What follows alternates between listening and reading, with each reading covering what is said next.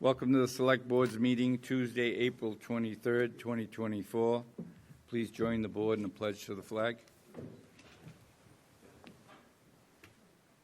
Pledge allegiance to the flag of the United States of America and to the republic for which it stands, one nation, under God, indivisible, with liberty and justice for all.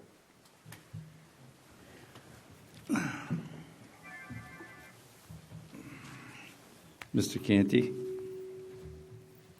Thank you, Mr. Chairman. This meeting of the Plymouth Select Board is taking place in a hybrid format. Members of the board are joining us here in person at the Great Hall in Town Hall.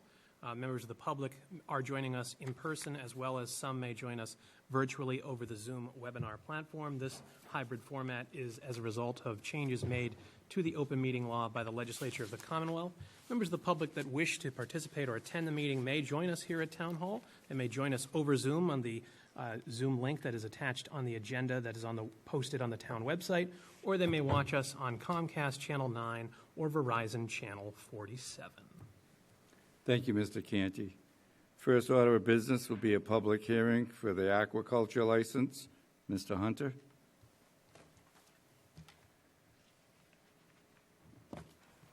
Good evening. Thank you for the introduction. So we have a couple of aquaculture hearings, one for George Caldwell and one for Connor Doyle.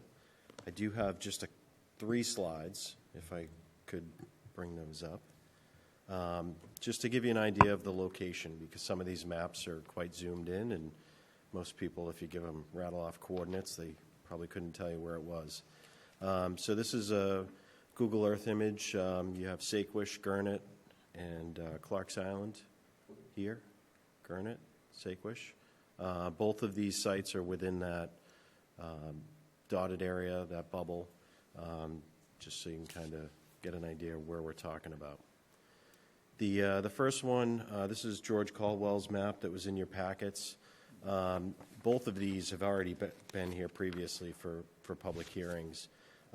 In George Caldwell's case, he had the yellow were his existing aquaculture sites.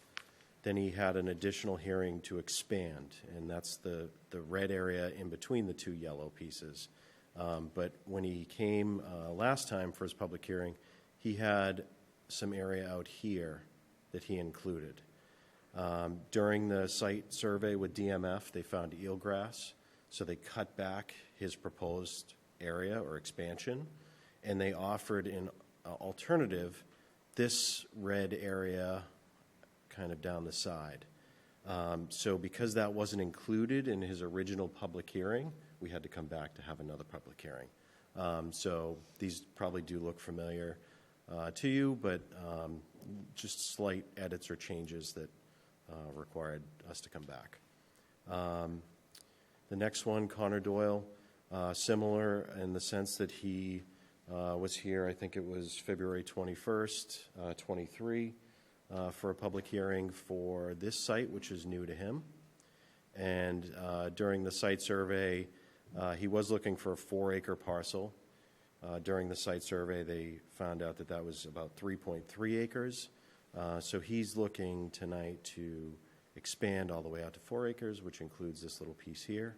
That was not included in the original public hearing, so we're here tonight for that approval. So recommend approval on both of these applications, and Connor Doyle is here if you have any questions for him. Any questions from either of the applicants? Seeing none, wish of the board. Second. Motion by Mr. Bletzer, second by Mr. Helm. Discussion? All those in favor? I want me to read it. Mr. Mahoney? Yes. Mr. Canty? Yes. Mr. Helm? Yes. And Mr. Bletzer? I vote yes. And myself, yes, unanimous. Thank you. Thank you, Chad. Moving on next to the licenses and administrative notes. There's also a change of offices for the Christopher Colombo Club and 3 administrative notes. Any questions or the wish of the board? If there are no questions, Mr. Chairman, I'd make a motion that we approve the licenses, change of officers, change of manager, and 3 administrative notes as a group. Second. Motion by Mr. Canty, second by Mr. Helm. Discussion? Seeing none. Mr. Mahoney? Yes. Mr. Canty? Yes. Mr. Helm? Yes. Mr. Blitzer? Yes. And myself, yes. Unanimous. Thank you. Next up on the agenda is the July 4th committee update. Mr. Tavares?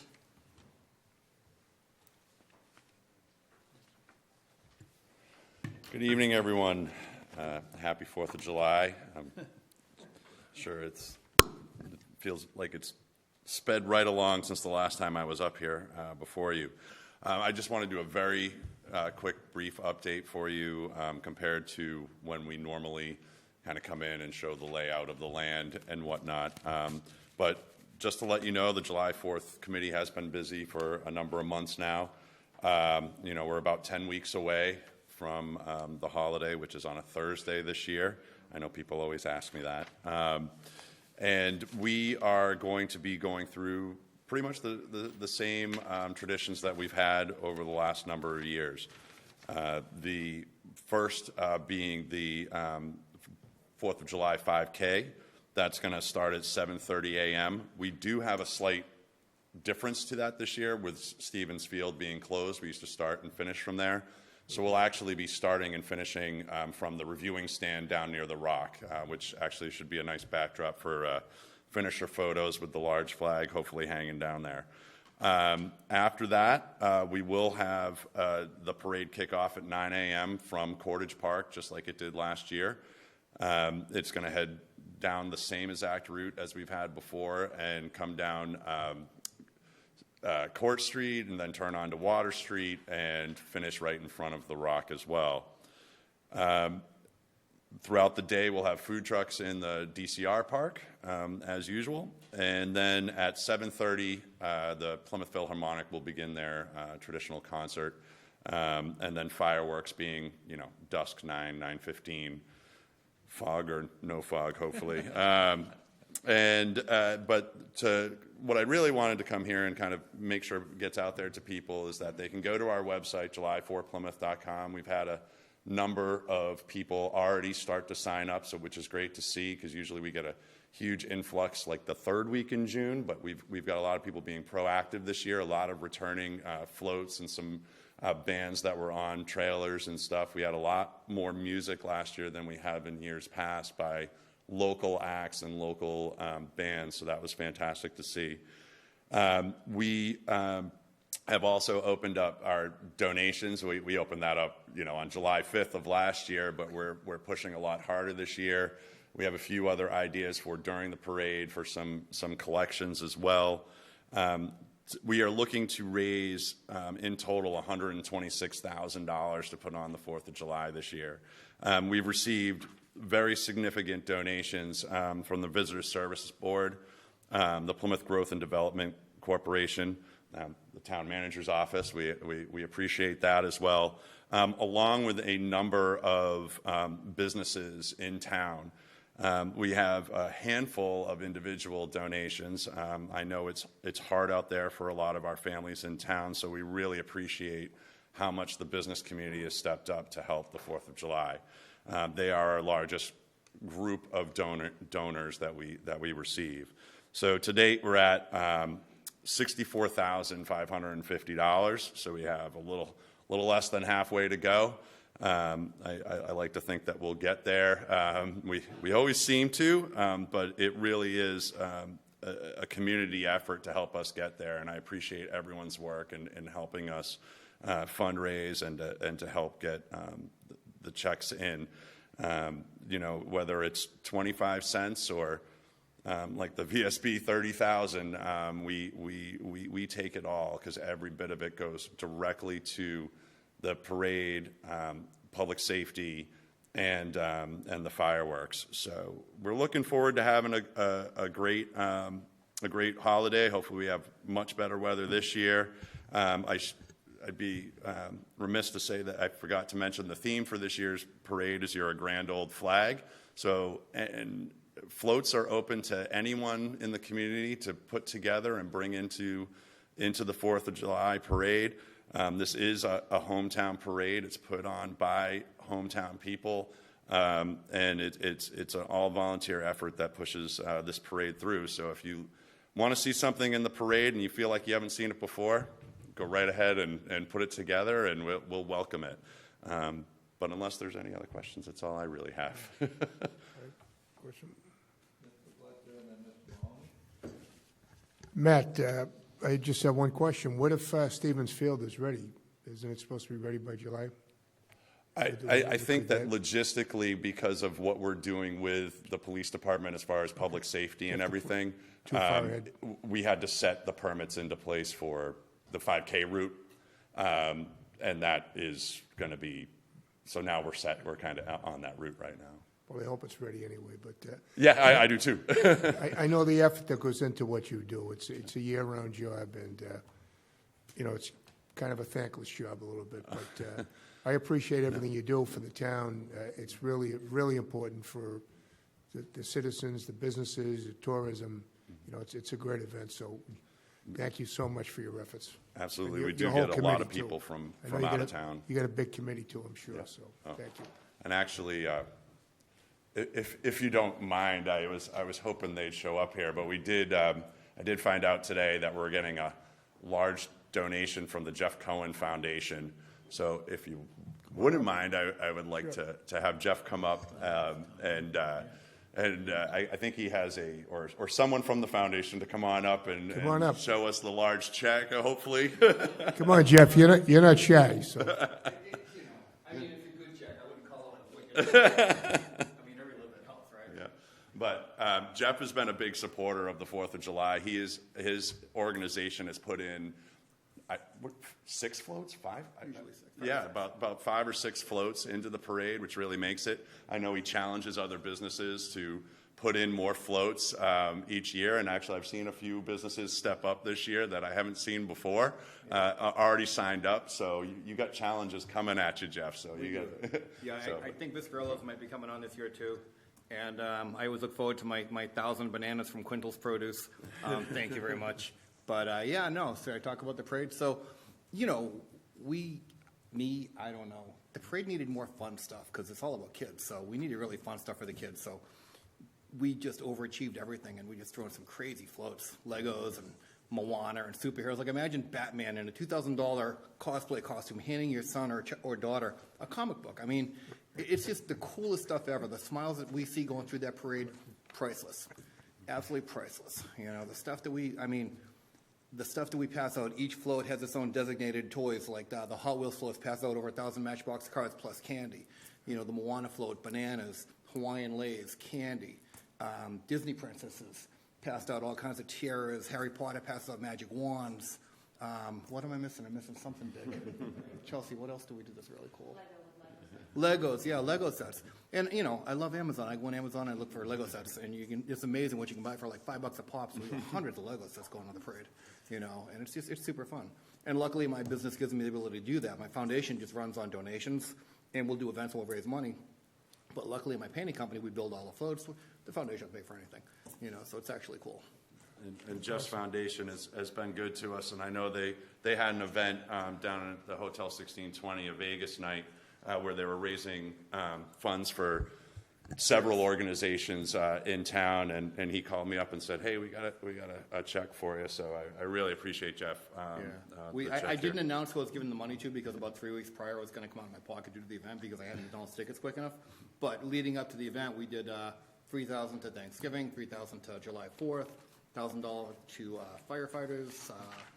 I think almost $3,000 to somebody going through chemotherapy. We got $751 to breast cancer.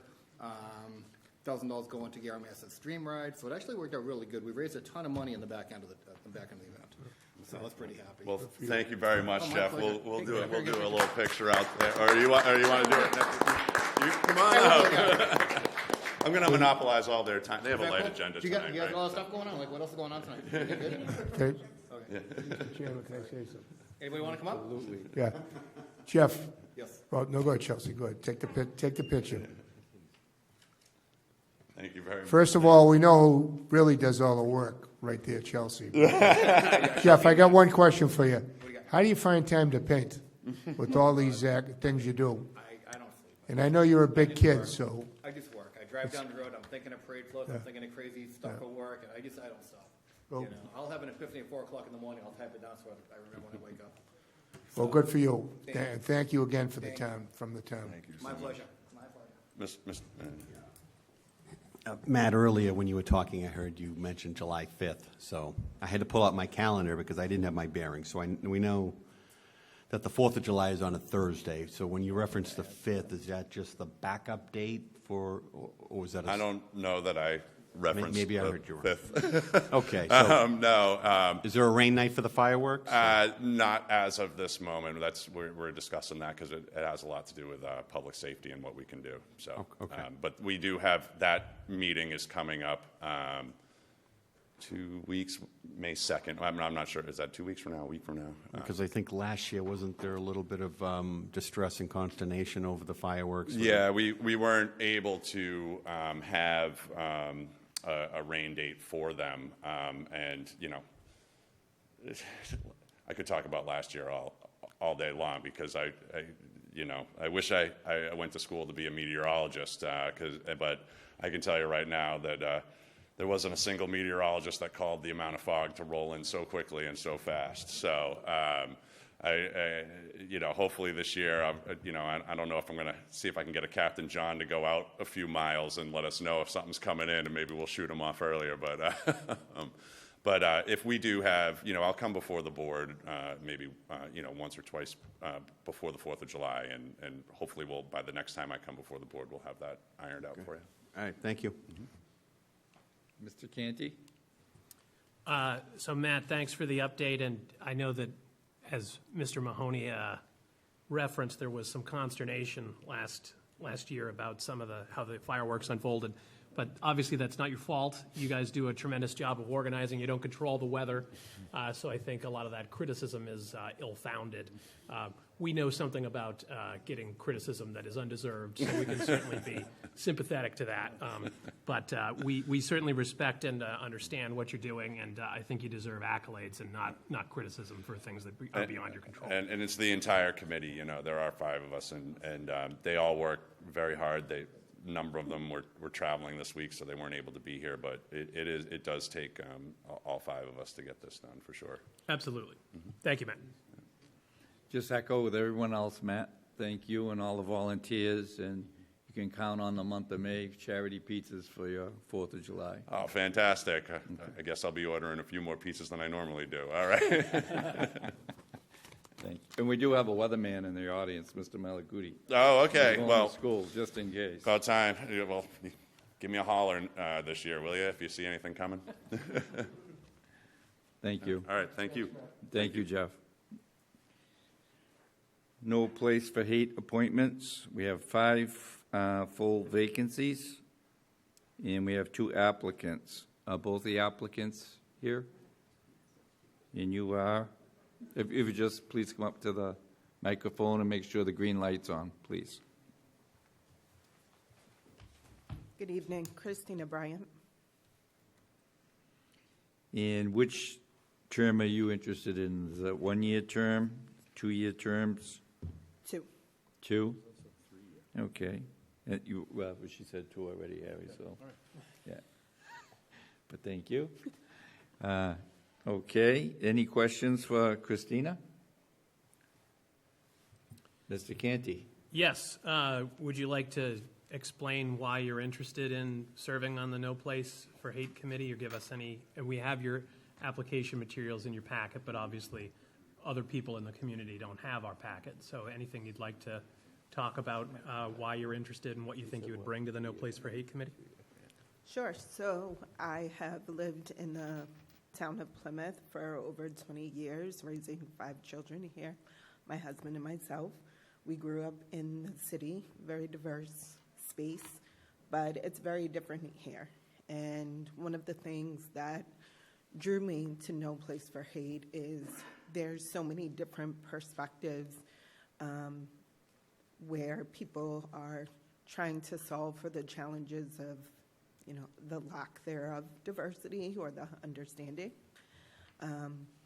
My line of work, I'm a former DEI consultant, so naturally aligned to the work that I do professionally, plus personally, I'm a diverse person in this community. So I think there's a lot of value for myself to bring to the table, but also for the committee to continue to build and move forward with the way that they're thinking about approaching the next 2-3 terms from now. It's been a very rewarding experience meeting with so many different people that I wouldn't have been exposed to otherwise joining the committee. So sorry, I wasn't prepared to speak this evening. Oh, that's okay. Thank you. I think you did a good job. Yeah, go ahead. Ms. Bryant, how you doing? Good, So how are you you? come down in 2009 from Dorchester? You moved here in 2009, if I'm reading that right. No, sorry, 2003? Okay, 2003. So, what, no, it says 2009, so, anyway. This community, we're trying to become a welcoming, diverse community, and it's something that we pride ourselves on that. Since you've been here, have you seen an increase in more diversity in this town than when you first got here? And my next question, while we're doing that, do you see hate or prejudices here? And if you do, how much? There's a lot. Yeah, I appreciate that question. Okay. So first, I would say, coming to Plymouth, we first lived in Cedarville. Cedarville, extremely white. My children were the diversity within the South school system. Moving to North, there's a lot of diversity. I was pleasantly surprised. I, as a parent, naively just expected the same experience no matter where my child went to school in Plymouth, but that was not the case. In regards to your second question, where hate is concerned, because I would say of my professional role, I'm a little more attuned to some of the different websites or postings that may happen around Plymouth, and there has been quite a bit. Do I think that a lot of the things are coming from a place of ill intent? Not always, but the end result is the end result. And I myself, or the people that these offenses are committed towards, they are pretty hateful and bigoted. But I do believe as long as the community continues to support the efforts of being welcoming and diverse and the efforts of no place for hate, we will be able to move the needle in the right direction. So myself, I came from the city too. I came from Brighton, which is probably a little whiter than Dorchester, but we had a lot of diversity there too. But coming down here, I've been pleasantly surprised. I don't see the things that I saw in the city for both sides, black, white. It didn't, there was a lot of that. But down here, we're trying to pride ourselves and this No Place for Hate is a very important committee. We have 13, something I found out the other day, we have 13 different languages in our school system, which is amazing. And I think that's pretty diverse right there. But so you'll be, I saw your resume, your background, you'll be a welcome addition to this committee. And I can tell you, I know if I can speak for the town manager, the select board, that we don't tolerate that stuff. And again, you would see it more. I'm a white person, so I wouldn't see it the way you do. But something I don't want to tolerate. So. I appreciate that, and I would just like to also comment that I appreciate Dr. Campbell, the school committee with their appointment of Brianna Hattab, their diversity consultant for Plymouth Public Schools, because I feel like, from again my perspective and lived experience, they are looking to make a difference as well. So it's Yeah. wonderful. And the last thing is social media. There's so much ignorance on social media that I wouldn't even, I don't even really read it, and if I do see something, I just disregard it. Yeah. Because, first of all, we don't even know who's speaking. It's anonymous, it's cowardice, but that ignorance, and we don't even know where they're coming from. But anyway, thank you. I appreciate it.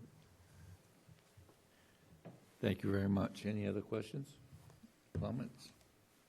Thank you. Is Sarah Engel here? She's a student, I believe, right? Okay.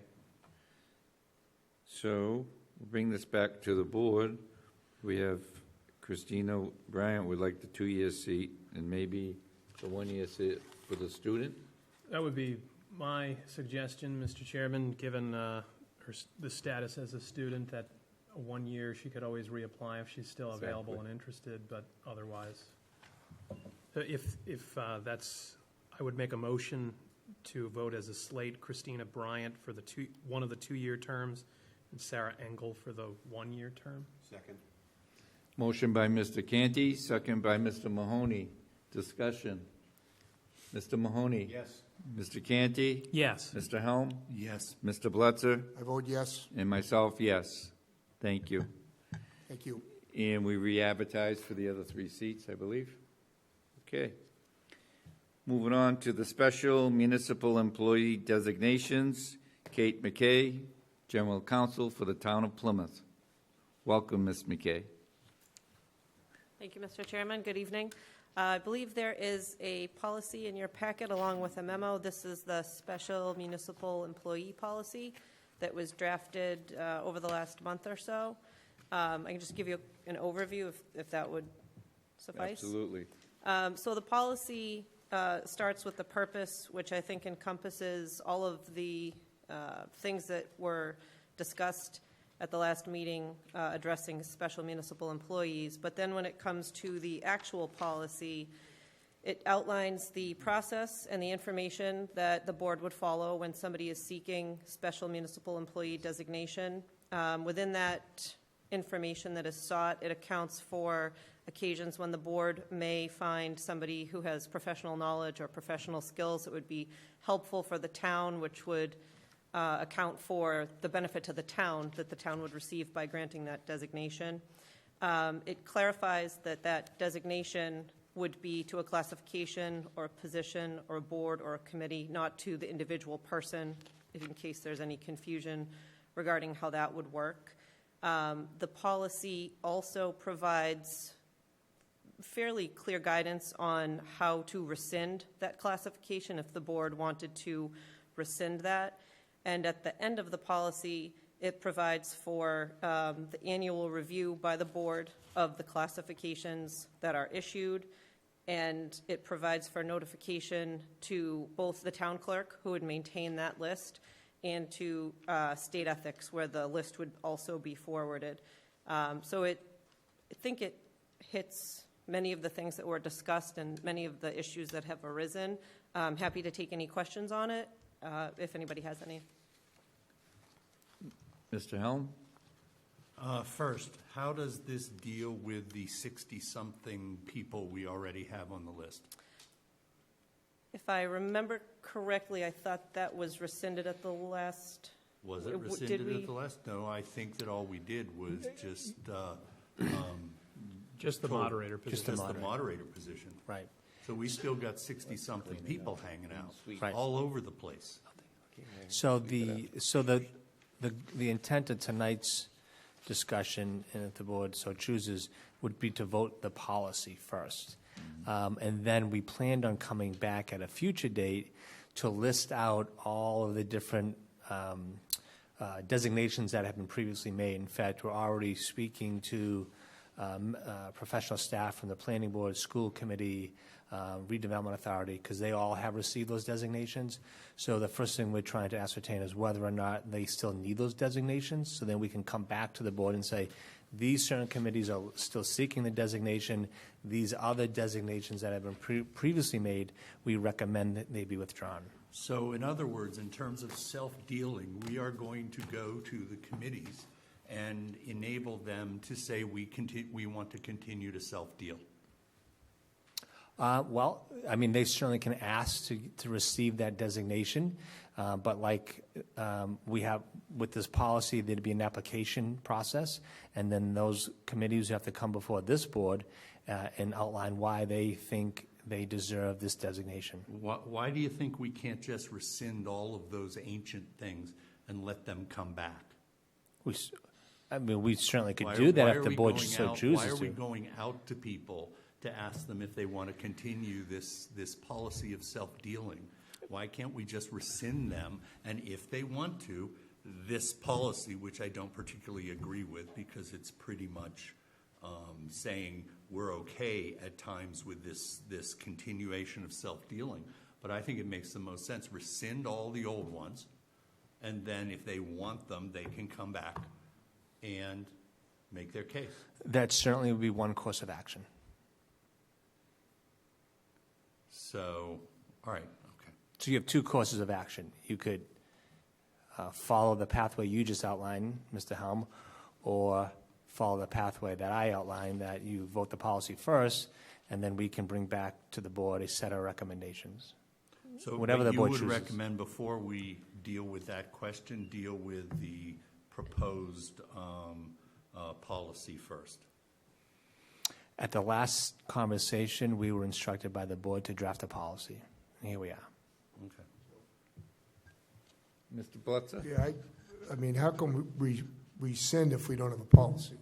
So I think we need to set the policy first before we can talk about rescinding. No disrespect, Terry, but, No, that's what I'm suggesting. so, but we have to vote the policy and then take some action after that. So, Any oth- I like the idea of setting the policy, and then you can come back with recommendations to us on how you want us to handle it, so. Thank you. Any other comments? Mr. Canty? Kate, would a sentence reading that was placed at the end, reading, any position, committee, or board previously granted special municipal employee status that does not resubmit a request to renew their special municipal employee status by June 30th shall lose that status effective July 1st. Would that, in your opinion, assuage some of Harry's concerns, Mr. Helm's concerns? Would ultimately defer to Mr. Helm for him to say whether or not that would, but I think it would certainly clarify for anybody who currently holds those designations that they need to make the request and get ready, or it's automatically going to be rescinded, but it would at least give them some notice instead of taking it with no notice because they may not be aware. And that would also, just for clarity, that would also handle any pre-existing, it would automatically clear up the backlog of special municipal employees in the system right now by no later than July 1st, unless they resubmit, consistent with the policy we are about to vote in. Yes. If that were to be added. I would agree with that statement. Mr. Helm, does my inclusion of that particular phrasing assuade any of your concerns? To a certain extent it does, but it certainly is not the kind of statement that I think this board needs to make to the residents of Plymouth, who have for years accused our town boards, committees, elected official of basically self-dealing, and that list of people was really, in my mind, a very serious indictment of the processes in this town, and I guess it does.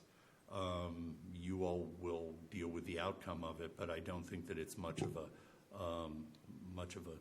statement that we're committed to, cleaning the past and moving forward in a new manner. Any other questions from the board? Comments? The wish of the board? Mr.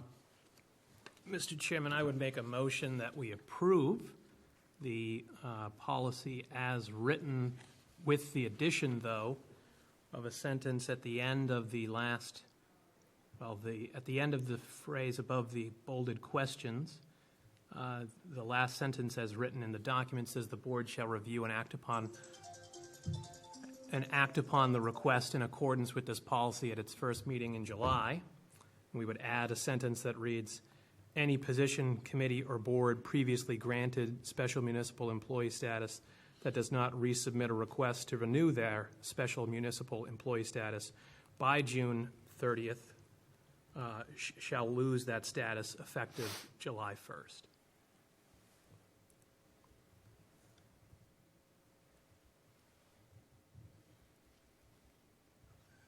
I'd like to second that motion. Discussion? Ms. McKay, you okay with that? Yes. Passes muster? Okay. Mr. Mahoney? Yes. Mr. Canty? Yes. Mr. Helm? No. Mr. Blitzer? I vote yes. And myself, yes. 4 in favor, 1 in opposition. Mr. Helm? Thank you. I just want to take a second and say that it's really nice having you on board, at Town Hall. It really is. For years, we've talked about it, and we've always, had to go back and forth with it. But I must say, now that it's been a little while, and I've actually interacted myself and had the opportunity to ask the questions, and I know I'm sure it's the same in the whole building and around town, but it's a nice job, and I'm glad you're here. Thank you. It's nice to be here. Okay. That's a good answer. Okay, moving right along. Plymouth Cemetery, Route 80. I just want to say for the record that I represent the board. I sit on the cemetery committee for the board, and this was brought up back a few years ago. I know Mr. Tavares was the chairman then. We were on the other side, so I don't know, 4 years ago, 5, I don't know.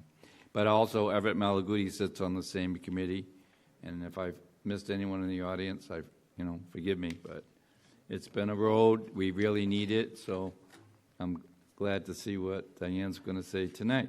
Sure, thank you. It has been a journey.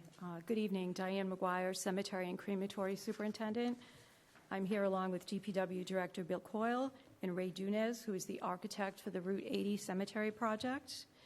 Before Ray starts the PowerPoint presentation, I wanted to update you all on the current available cemetery space.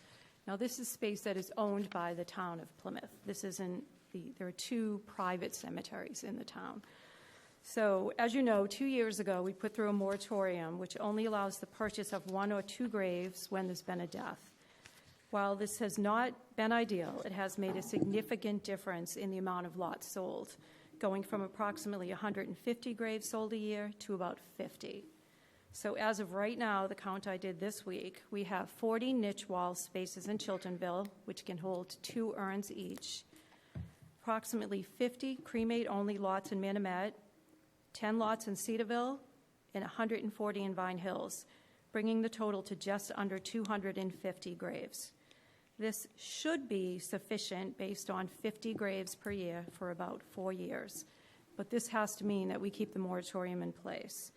So Ray's going to give you the presentation on Route 80, and then we'll be right here if you have any questions. Thank you. Thank you, Diane. We have the slideshow. I'm Ray Dunitz with Ray Dunitz Landscape Architecture. I've been involved with this project for, I think, 6 years now. Okay.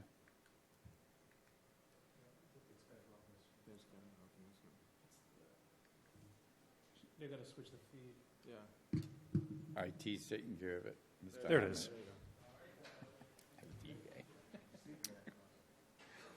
So,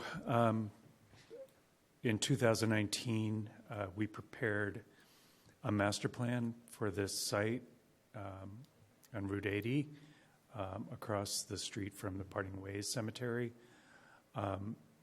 We've been through several cemetery superintendents since then. This all started out with Ted Bubbins back in the day.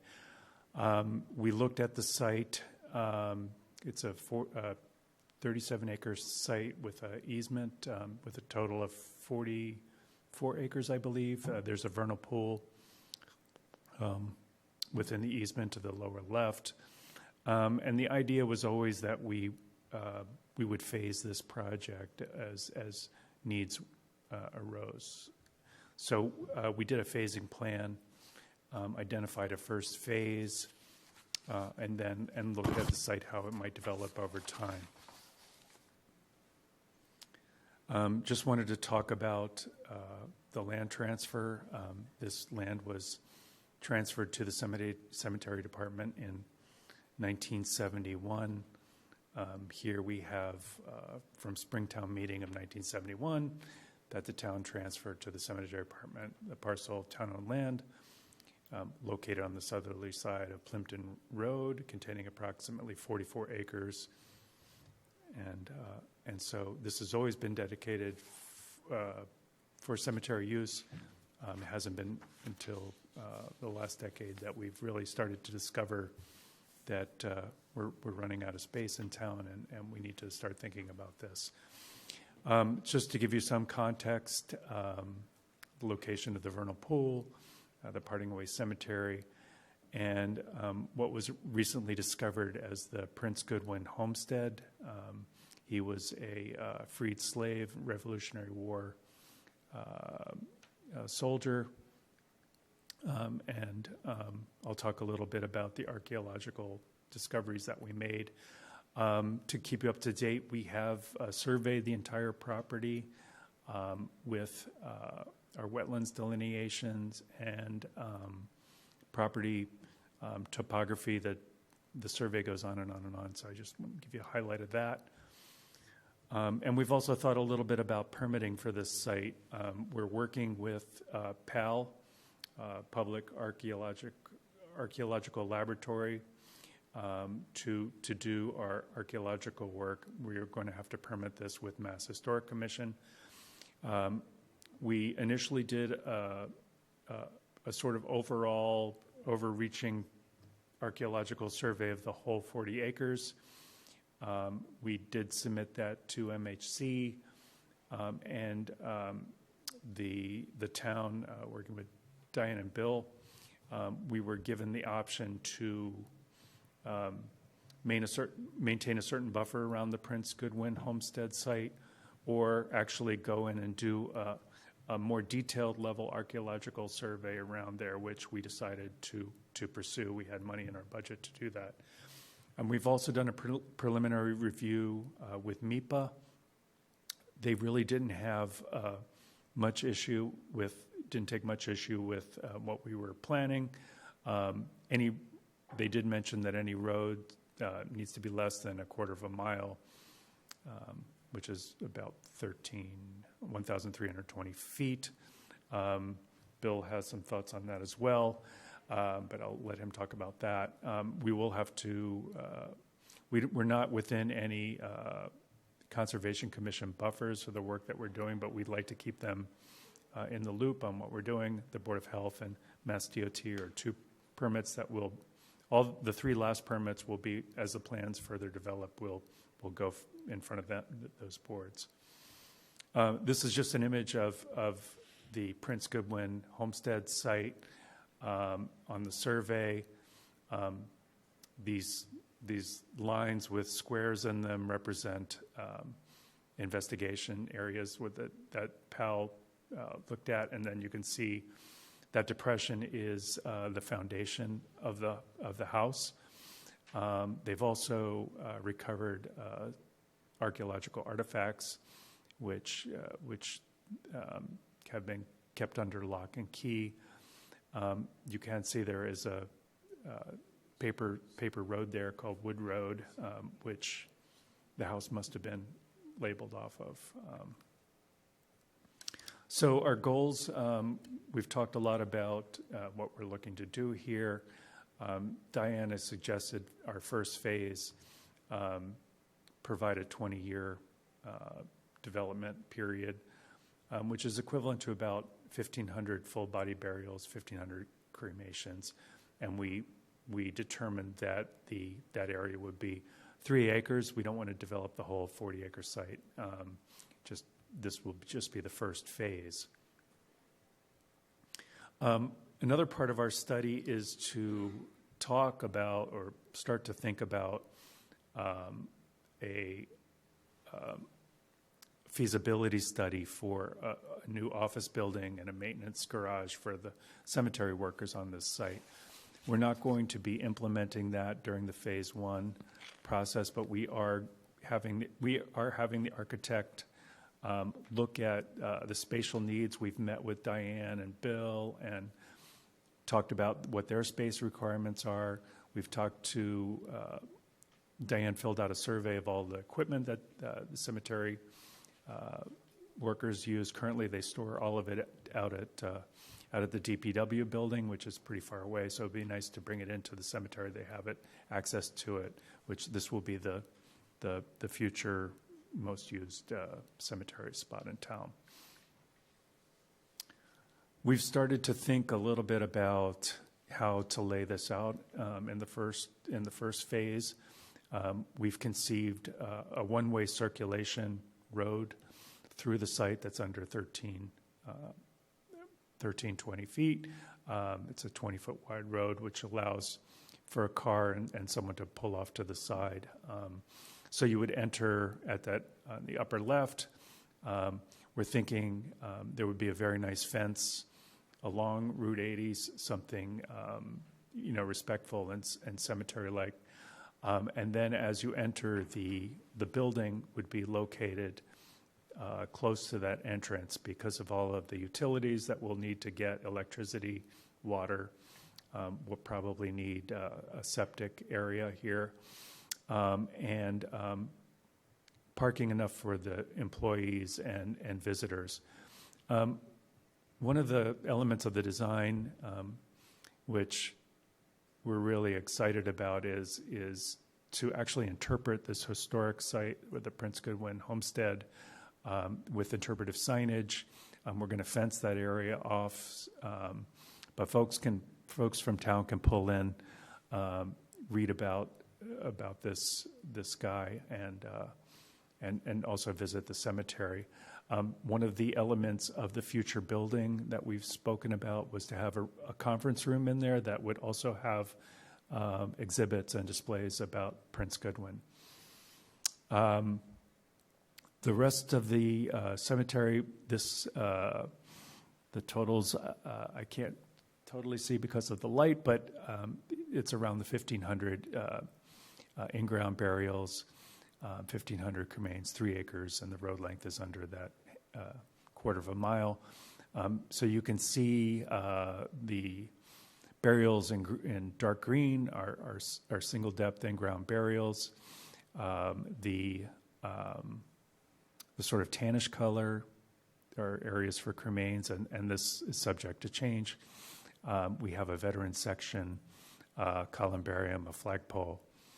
And then to the left, that green area within that over there is for collecting stormwater runoff from the paving. You can see also there's a little road that goes back behind the building. That's for our maintenance workers. There was a strong desire to have the office building and the maintenance building connected. So we're looking at those options. The building would have a porte cochere similar to Vine Hills, where folks can get out if we have inclement weather. And lastly, we have a vegetative buffer along the cemetery for the abutters to the east. So our timeline for this project, this year we'll be doing the design and permitting. We'll have a cost estimate for the phase 1 for the 2025 town meeting. We're looking to start construction when those funds become available and hoping to open the cemetery in 2027. And I believe that ends the presentation. If we can answer any questions. That'd be great. Yeah, sure. Mr. Chairman? Mr. Blitzer? I just have Mr. one quick Canty? question. You said we have 4 years of burials, and this is a 3-year plan, so hopefully it's going to go on schedule, because we're cutting it, looks like we're cutting it pretty close. Yeah, it's close. Yeah. It is. I mean, this plan is, I've worked here for 19 years, so it's been that long that parting ways has been spoken of in Route 80. So we've investigated other areas, and to the former superintendents, we were unable to find a space that made sense. So we kept coming back to this, and it can happen. We're very careful with how we're handling the space we have. You know, it's been keeping me up at night. Is there a plan B? Not really. Right. Yeah. It needs to move along. I mean, I was encouraged by the archaeological report a lot. There was, yes, that homestead was there, but that was really all that was found. Everything else was very small. And, you know, there's a lot of space here. This is a cemetery that can last for 100 years. It may be even 50 years from now, they decide that, you know, the next generations may do something entirely different. I mean, the cremation rates have risen from, when I was a child, they were about 10%, and they're going up 2% a year, and last year they were at 52%. So a lot of my calls are, you know, can we scatter our remains? And that's one thing that we want to put in here, scattering well, where families can come and they're commingled with other people in a space, and maybe we'll have bricks that they can put their name on. That certainly is space saver. You know, I don't see cremation dropping, so that saves some space. If I looked, you know, if I was able to look back on this land 50 years from now when I'm gone, I think that the next generation will keep some of it conserved. I hope that there's some walking paths included, and we certainly want to honor the parting ways people significantly. Well, I'm just worried that in the next couple of years, if it really increases and we run out of space and people can't bury the loved ones in the town they grew up. The Mass General Law says that we have to provide burial space for our residents. It doesn't say that we have to provide them for 60,000 residents. So we have to provide for the immediate need. We're not the only town that's facing this by any means. So there are two other private cemeteries in town. I mean, there's St. Joseph's, and then there is Plymouth County. So there is other space. Yeah, but in the meantime, let's go, right? In the meantime, we have to move. This going. Okay. Yeah, so we're all on board with this. The Cemetery Commission's been great. Second question I have for you, all these artifacts that have been discovered and recovered, what do you do with the artifacts? I actually asked... Because who's paying for the study and all that stuff? That was part of the planning. So that was that was So I was included. wondering, can the artifacts go to a museum or in town? Can we ask for them back? Or can we sell them? I think so. Right now, they're in a safe somewhere. Yeah, they're cataloged. But it'd be nice at the museum. Absolutely. So our hope is to have a workable... I was kidding about selling it. Right. So our hope is to... the building isn't in the first phase. You know, maybe 3 years from now, we'll say, okay, it's time. And we hope to put in a conference room that can be usable by the public as well. And we hope to have some of these artifacts incorporated. And have perhaps local artisans do a sculpture and some pictures representing the story. Right, so you're thinking about it already. Good, that's great. We are absolutely thinking about that. Thank you. Yep, you're welcome. Mr. Canty? So this may come across as a criticism, but I don't mean it as a criticism of you, but is the archaeological evidence, is that why this was transferred in spring town meeting of 1971 and we're just acting on it now, or what? That's a significant delay. That's like 53 years. So no one ever did, they did surveys of the land, but they never, no one ever did an archaeological survey of the land, a digging of the land, test pits and such. That was never done. This is the first one that I'm aware of. I mean, I've seen different things in the old files. Wasn't there one that... Did they actually dig? But they didn't find... But they didn't find anything. They didn't find anything. Yeah. So this is the first time that anything has been So found. was there any particular reason why we sat on this for 53 years before we turned it into a cemetery? Well, I was After in it elementary school. I understand that. I didn't think it was, that's why I didn't mean it as a criticism of you. Right, so I mean, I a wish lot of, I even the could- town meeting members that voted on this aren't around anymore, a lot of them, unfortunately. Right, so they voted on it as cemetery space. My guess is that it wasn't needed because there was plenty of space in Vine Hill still. Okay. So it just was kind of there, and it was always cemetery space. Yep. But no one ever started to design it. I mean, there's been people who've been Okay. interested in it, and, you know. Okay. Well, do we have any other potential cemetery sites around town that we haven't done anything with yet? No. Okay, that's good. Hopefully, we don't have any other sites designated for other potential municipal uses that have been sitting there for half a century or Right. There more. is But some, I will add, there is a little space in Cedarville Cemetery. We are going to look at Okay. opening a little bit up there. So I know you mentioned this is phase one, Mm-hmm. and you mentioned that this cemetery could last, a longer period Mm-hmm. of time, up to 100 years, depending on cultural. I think the idea of burying yourself in a 6x3 plot for the remainder of the existence of the earth is a strange practice. Mm-hmm. But it's a practice that a lot of people enjoy. So to each their own, I suppose. But I think it's something, given the number of people we have in the community, that's going to have to reach a tipping point. Obviously, a large portion of Plymouth is 55 and over, and we know how those stories end. So, we don't need all the details as to what's going to be the next stages, but do you have any projections for this is going to put us out about 20 years, you think? But what could you any previews about what you think the capacity is? So what I think will happen is I think that this will last 20 years. Okay. If the projections from the Cremation Association of North America are correct, the cremation rate is raising 2% a year. So that's going to do nothing but increase. Right. As people the next generation seem to be, my sons included, seem to be thinking differently of death in the Yep. culture of it. So Right. this could last a lot longer. What do I think they'll do next? I think that this will give you a lot of options, scattering, cremations. We're going to do veteran sections with flat markers. So this is sort of everything that people are looking for right now. I would suspect that in 5 years, whoever's here will say, okay, we're 50% full, we're okay for now. And then they can say, all right, we're going to open phase 2. Okay.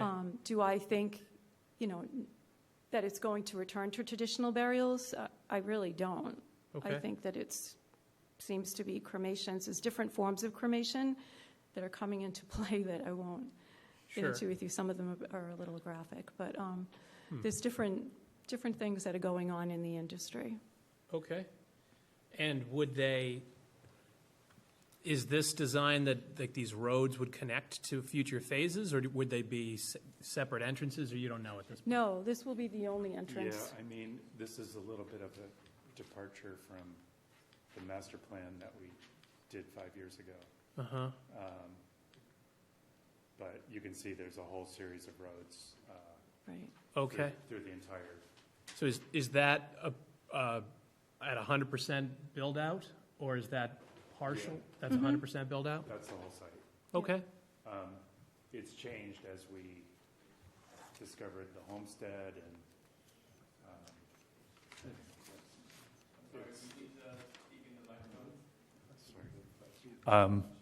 Yeah, I was just going to say that this was done 5 years ago without the knowledge of the archaeology, and the needs have changed, and the numbers Sure. have changed, and the superintendents have changed. So Sure.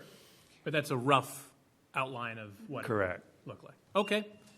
Thank you. I appreciate that. And again, I understand you weren't in charge of this 53 years ago, but Fine. it is odd. I feel like that- I've been here forever, but Right. yeah. It is odd that it's been sitting around for a while, and now we have 4 years until we're running out of room. It's But been waiting for we're us. moving forward. All right. Thank you. Sure. Thank you. Mr. Helm? Just a question regarding the timeline that you created, the last slide.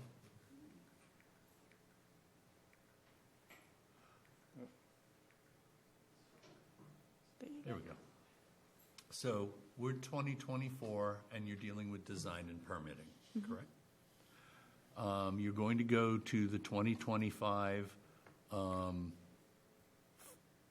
town meeting, spring town meeting? Yes. Okay. because you're going to be asking for money. Yes. Okay. Do you have any concept of what, just, not to hold you to it later, but do you have any concept of how much you're going to be asking for? And will it include the maintenance buildings, the other?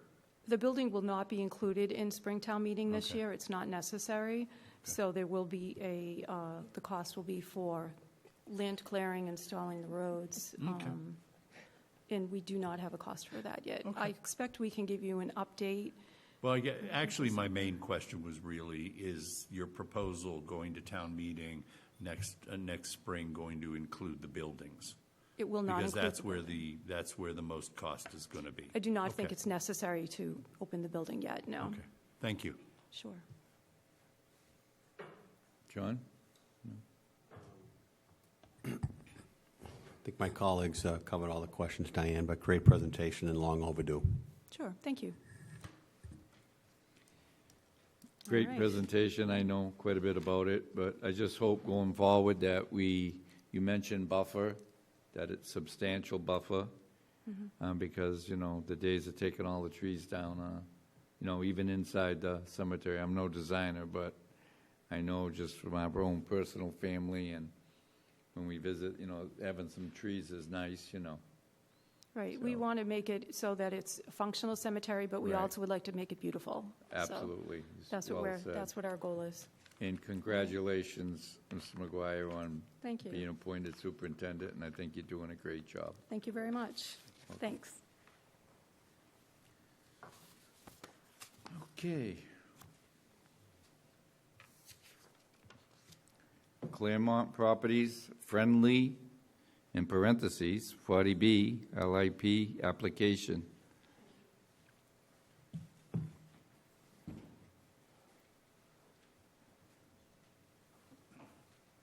What's that? Oh, there he is.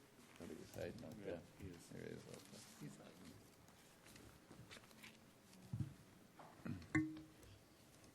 Good evening. Welcome. Thank you. Mr. Chairman, my name is Bill Lovett. I'm with the Claremont Companies, the rest of the board. We are a family-owned real estate development company based in Bridgewater, Massachusetts. We own and operate about 3,000 residential apartments in Massachusetts, have a 55-plus year track record of development in Massachusetts. We also own a number of hotels, and we are excited to be back in Plymouth to discuss the local initiative program, Friendly 40B possibility. So if I may, I would love to give just a brief overview of kind of the history of the project and where we are today. So I'm going to skip through that. So just as a refresher, the property is that we're discussing this evening is in Colony Place. It's in the across the street from the new Hanover Colony Place development and adjacent to the Sawyer's Reach 55 and older condo community. Where's Sawyer's Reach on that map?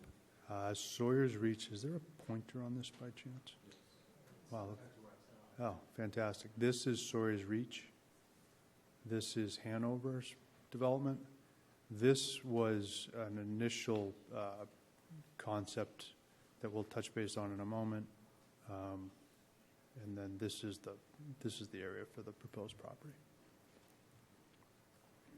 And the original concept was how many units?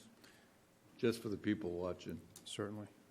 So if I may, I'll skip to that slide. So the original concept was in total approximately 348 units conceived.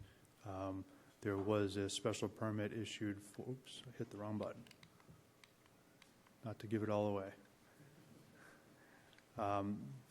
The initial project had been approved by a special permit for 198 55 and older units. That structure pictured on the right. Correct. Yes, this structure here.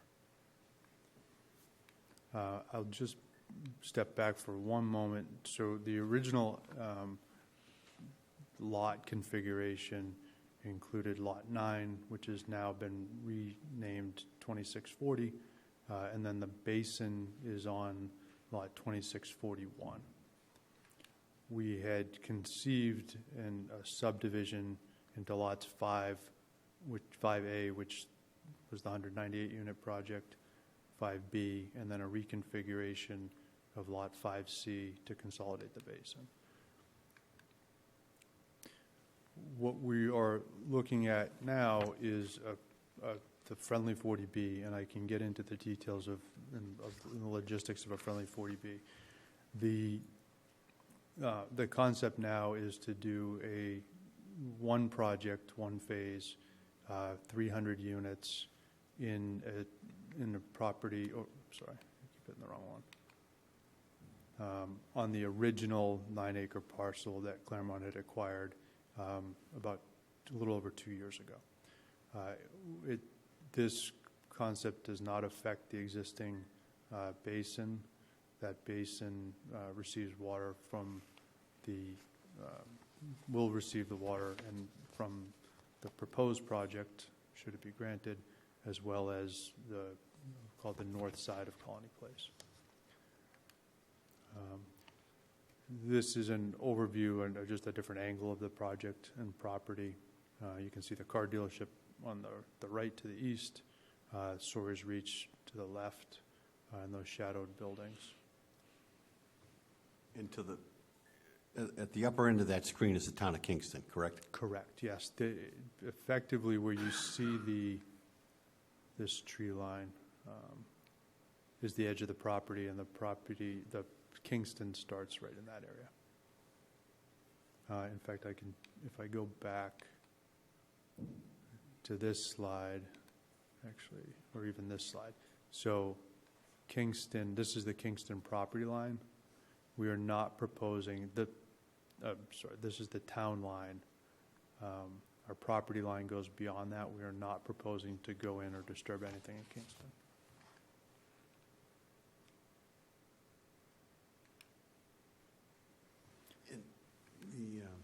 So the basin that you refer to, that section of land you referred to, the basin, that's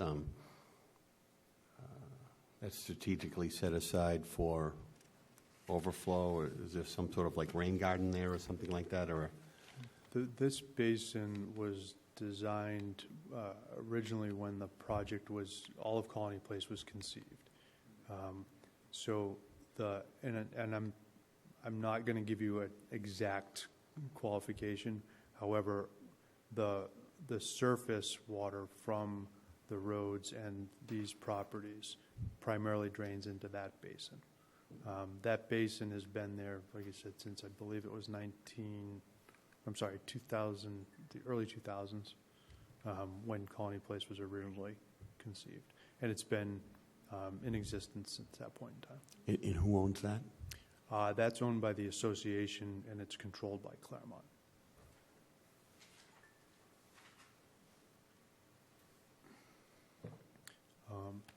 So with this is a very preliminary elevation, but we used and utilized some of the same colors and aesthetics that we had worked with the planning board on previously. Again, there's a lot more development to be done on this, but we did want to portray, at least a concept level of the drawings here.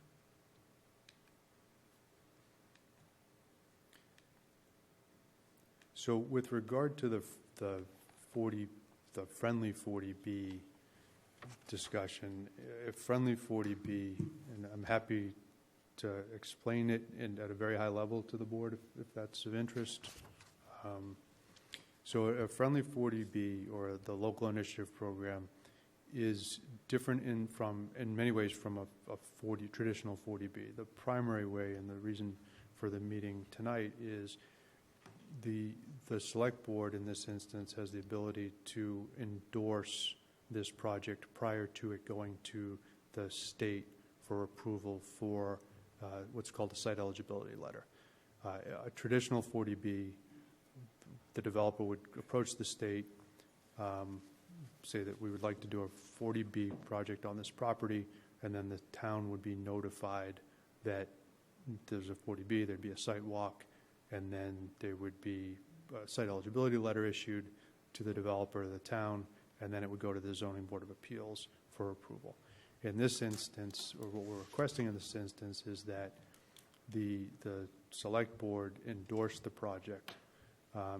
That letter of endorsement would go then to the state along with our application for the project.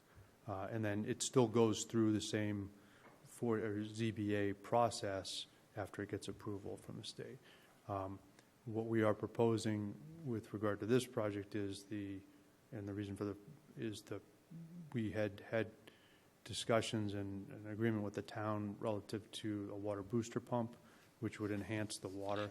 That is what we would like to continue to advocate for in this proposal in conjunction with the endorsement from the town.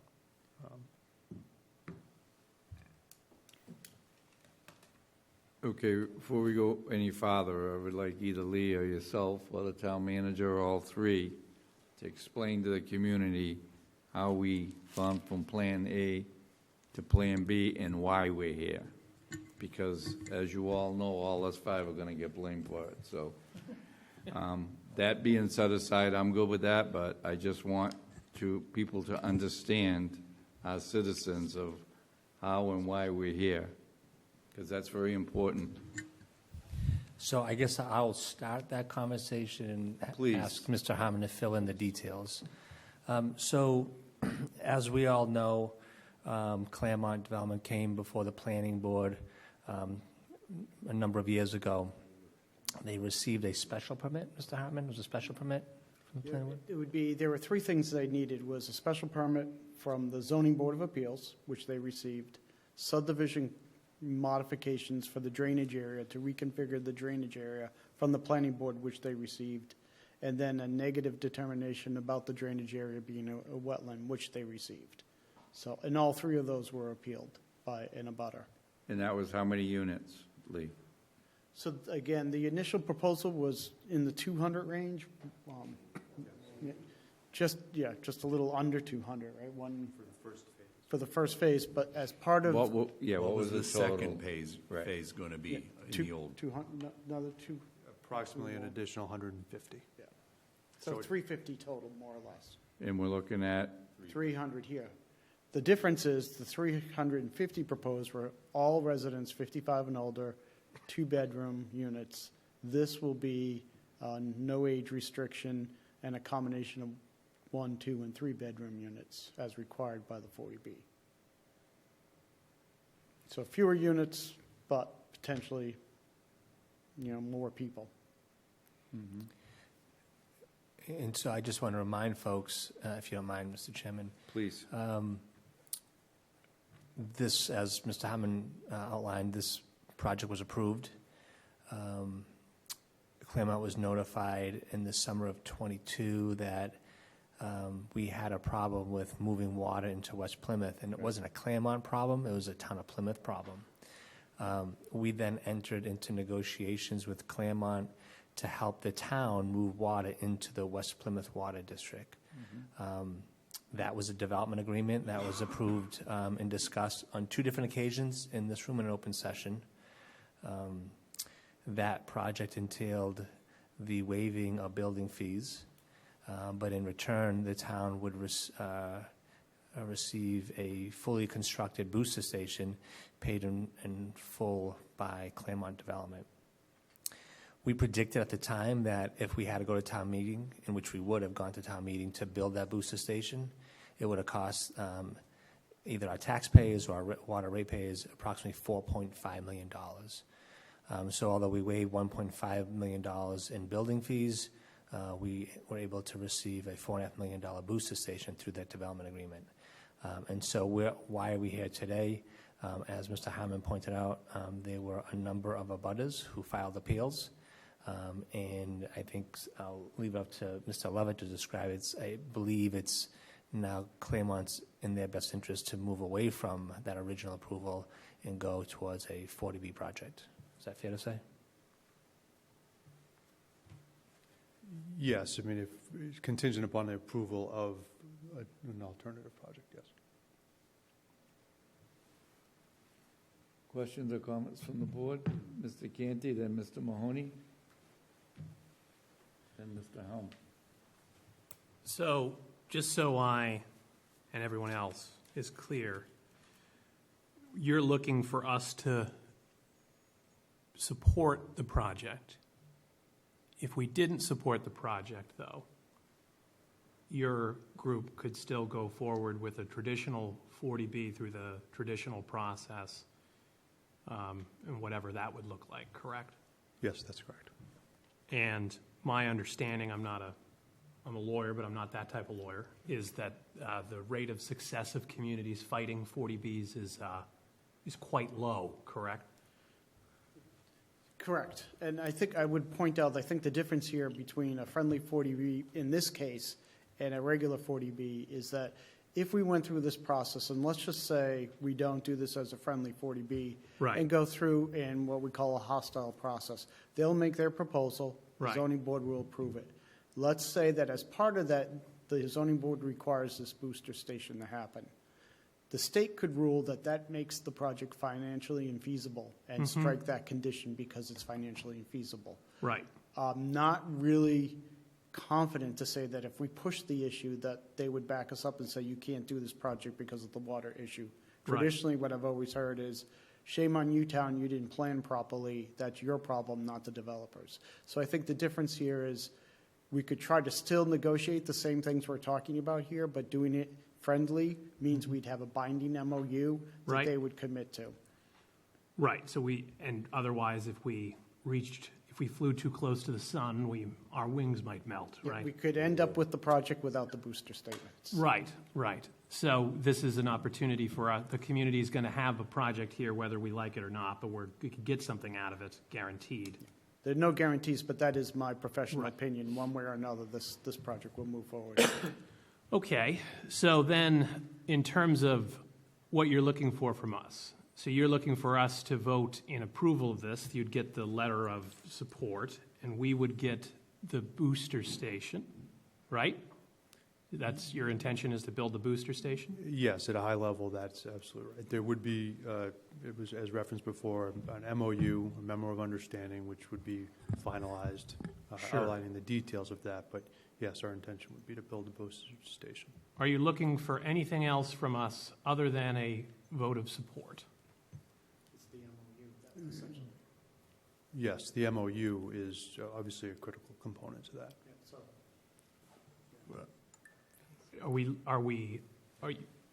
My understanding, I was not on the board at the time, but my understanding was that the prior agreement was about waiving some fees. Is that still part of the equation here or not?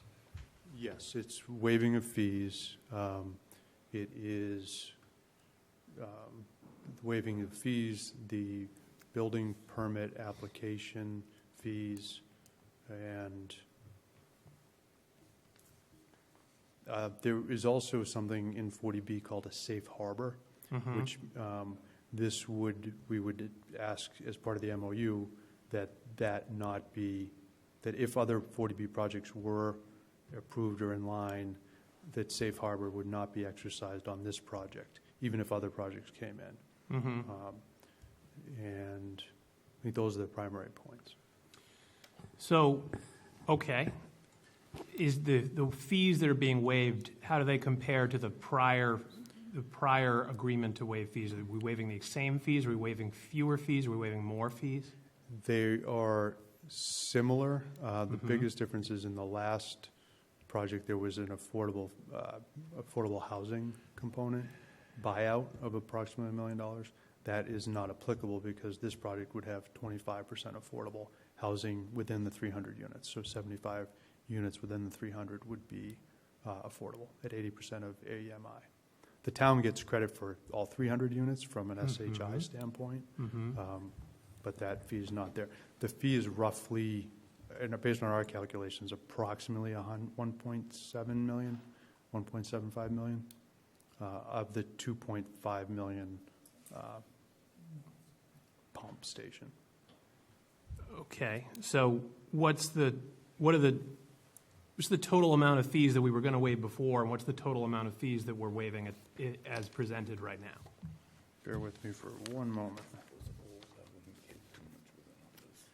Previously, it was about 2.5 million combined between the two lots. Sorry, It was 2.5? 2.5 between both lots 5A and lot 5B. So the 198 unit project and the conceptual 150 units.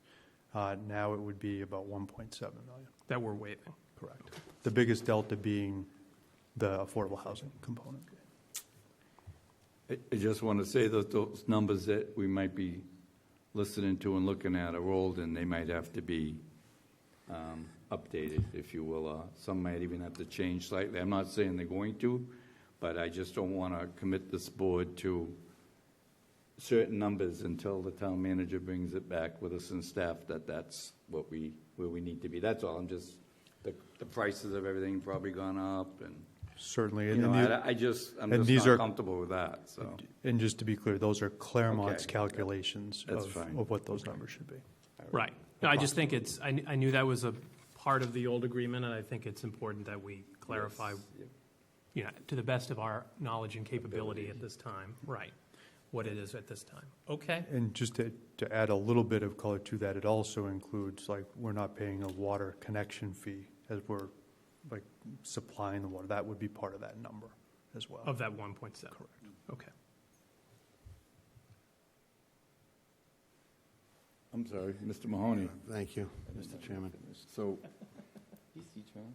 There's two things tonight that I have no intention of doing, and it's voting on this tonight and getting up on my 40B soapbox, because too many people have heard where I am on that.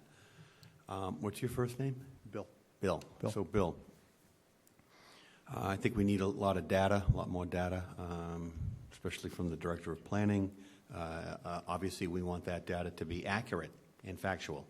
So one of the benefits, quote unquote, of this, of entering into a friendly, is that this would provide us with safe harbor in order to say no for a certain amount of time to other things that came around the bend. So I think it's dependent on the board to get the updated information, Mr. Hartman, as to how many units are in the community, how many are designated towards our affordable housing inventory for the 40B law. Is there only one version of safe harbor, or are there different levels? So there's two different levels. So one would give you 1 year, and again, so it's based on 0.5% of your need for affordable housing. And so I think 1 year is like 150 units, and 2 years is 240 units. Because or that's surpassing like 1 or 2%. Yeah, so this will get us this would get us a 2-year one. And if I could, I would just point out for tonight, and correct me if I'm wrong, we're looking for you to say, yes, this is something that we'd like you to pursue. There's a lot of work we have to do before we come back to say, yes, we want you to vote safe harbor, vote friendly 40B. Tonight, we really just want you to hear to say, yes, we're inclined to do this, or no, we're not. Yeah. So I'm inclined to give you the town manager and others the authority to move forward and, hash out some of these numbers. And, for me, obviously, it's safe harbor. Where are we with respect to all of that data? And then it's water, water, water. And, what are the trade-offs there between Bill and his group and this community? The pros and cons of both sides, and how we're getting to that. And then if and when we cross that bridge and arrive at that destination, obviously, in the interest of openness and transparency, whatever we get to the point we're going to vote on something, it needs to go up here and be clearly delineated so that the public is in the loop on that. is that John? Yes. Mr. Helm, then Mr. Blitzer? So when you come back to us for an actual vote of approval for this letter, okay, which is not what we're voting on tonight, okay, but when you come back to us, will we also be able to examine a proposed MOU?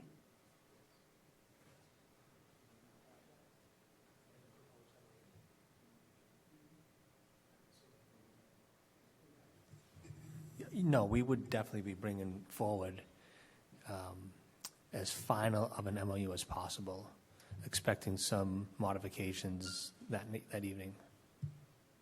Okay, thank you. Mr. Blitzer? Thank you, Mr. Chairman. Mr. Lovett, thank you for your presentation.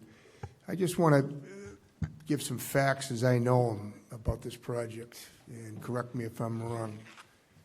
This was a 55-plus rental complex, correct?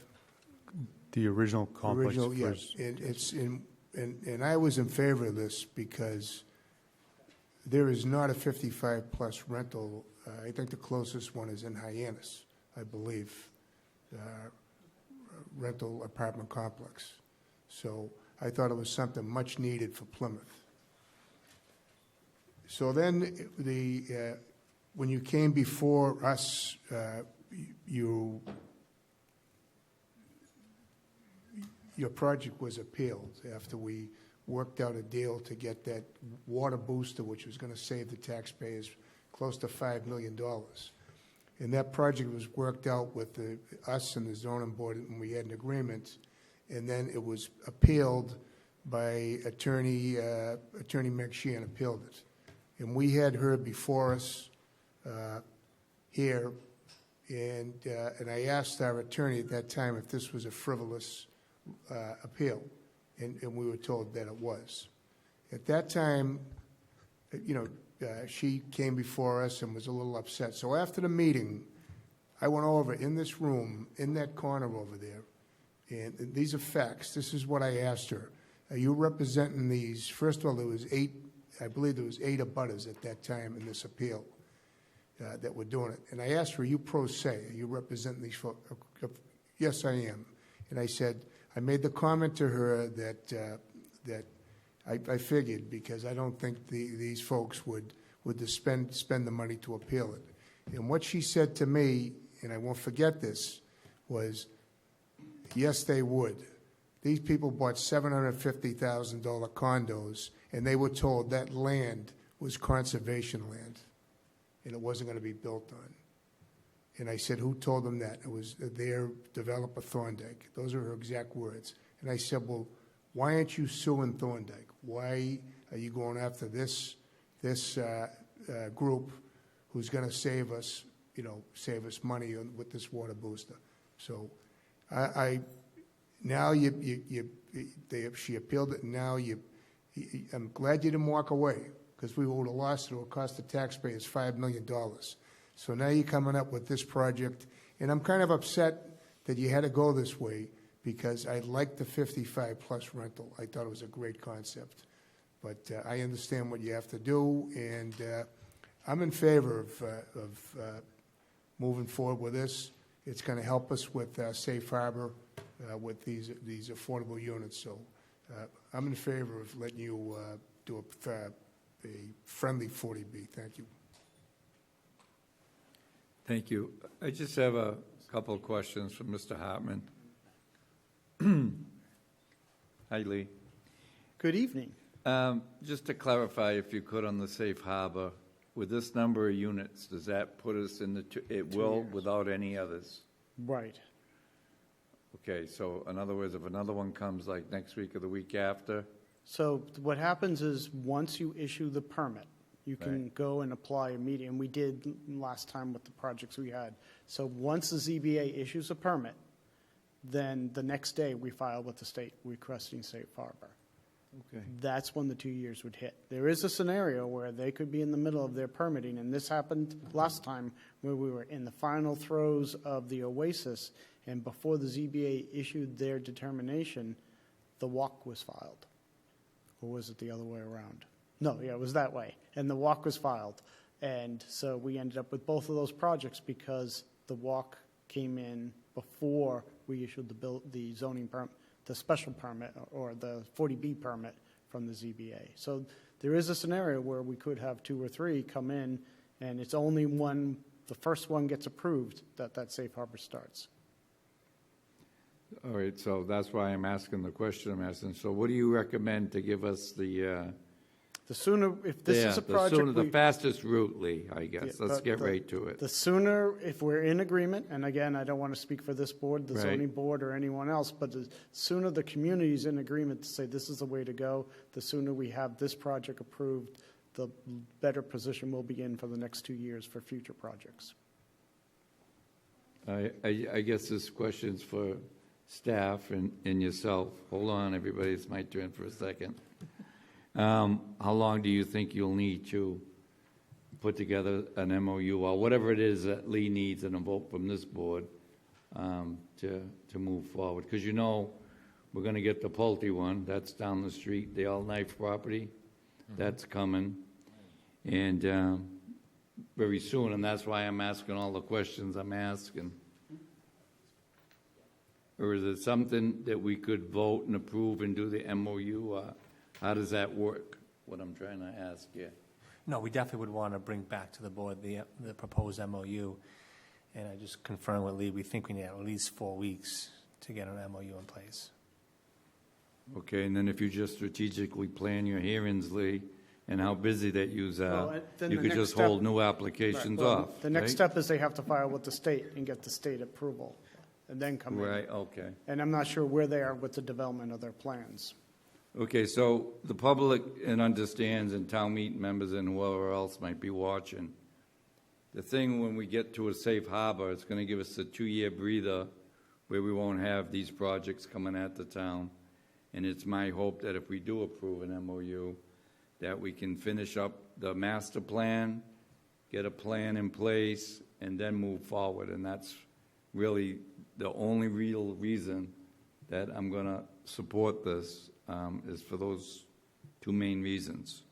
It gives us a window, we can plan our community and move forward, because without it, we're just going to keep having these come forward. It's nothing personal against you. It's really not. I'm just trying to explain to the people that elect us what we're trying to accomplish now, and we really don't have a whole lot of choice in this. Mr. Helm. So Lee,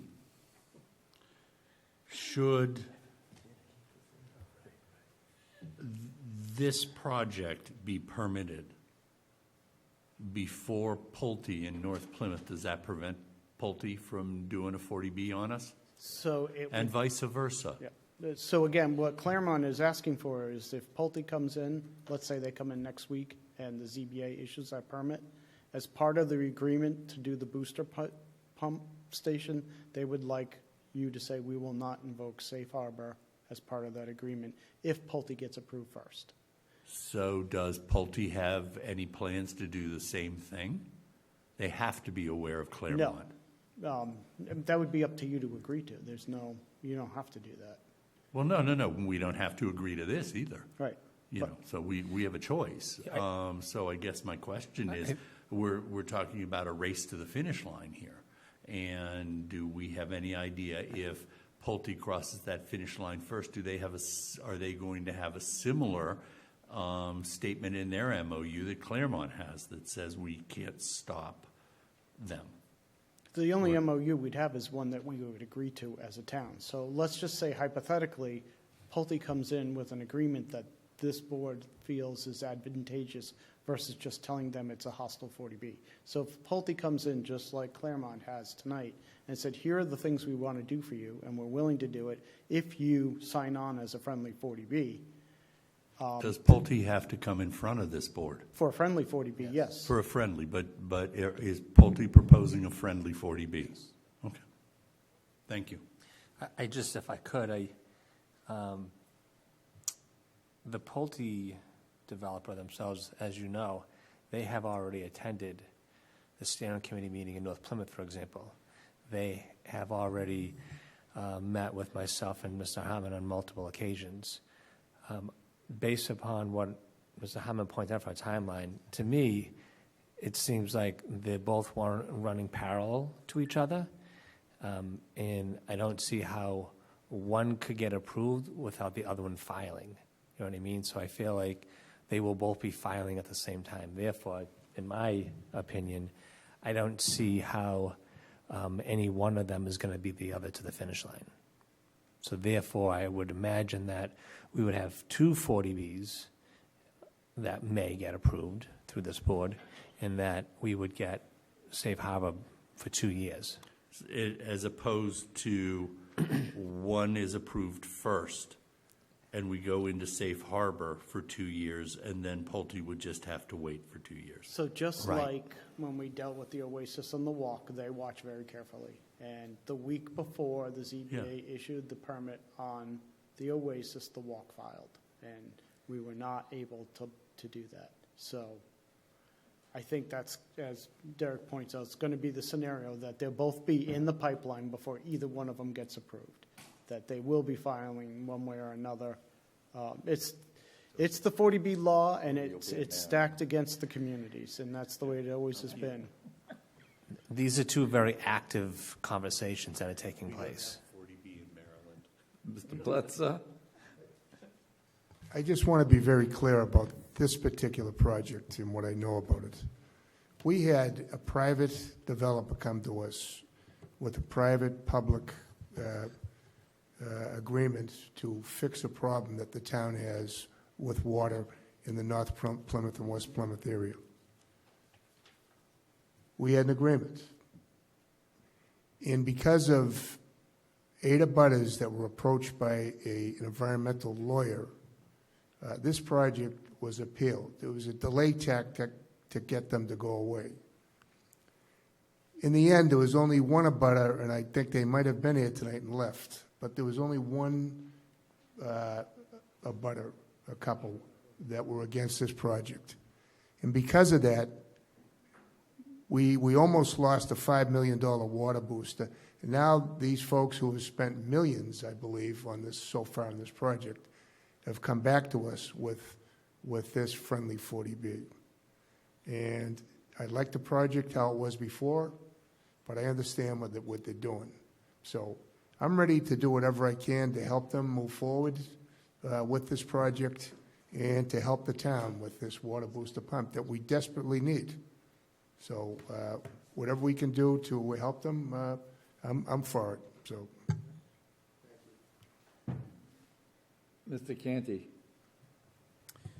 So it occurs to me, and that I think obviously the fees and the booster pump, that's money, or what substitutes is money, right?